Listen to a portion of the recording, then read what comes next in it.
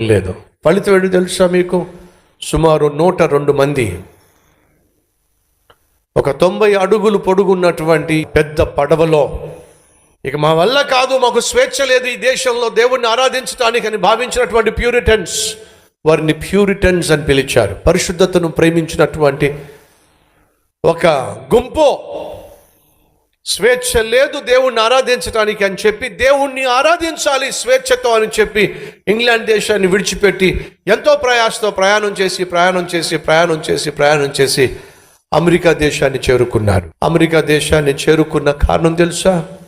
ఆ 102 మంది దేవుణ్ణి స్వేచ్ఛతో ఆరాధించాలి, దేవునికి సమయాన్ని కేటాయించాలి, దేవుని సన్నిధిలో కనిపించాలి, దేవుణ్ణి సన్నుతించాలి. ఒకే ఒక ఉద్దేశంతో వారు అమెరికా దేశానికి చేరుకున్నారు సుమారు 400 సంవత్సరాల క్రితం. ఎందుకు వెళ్ళారు వాళ్ళు అమెరికా దేశానికి? దేవుణ్ణి స్వేచ్ఛతో ఆరాధించడానికి. ఫలితం ఏమిటి? దేవుని మీద ఆధారపడి దేవుణ్ణి ఆరాధించటమే జీవిత ధ్యేయముగా భావించి స్థాపించబడినటువంటి అమెరికా దేశము ప్రపంచాన్ని శాసించే స్థాయికి దేవుడు ఆశీర్వదించాడు. ప్రియ సహోదరి సహోదరులు, అంతకంటే గొప్ప దేశముగా మన భారతదేశము ఒకరోజు వర్ధిల్లుతుంది అని చెప్పడానికి ఏ సందేహము లేదో.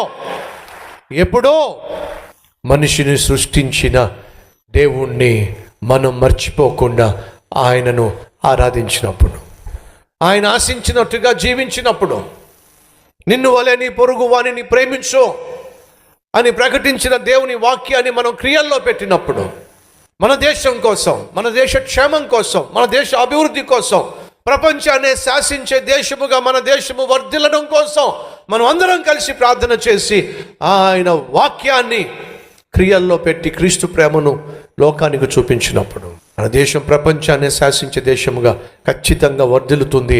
ఒకరోజు ఆ రోజు రాబోతుంది, త్వరలోనే వస్తుంది నేను నమ్ముతున్నాను.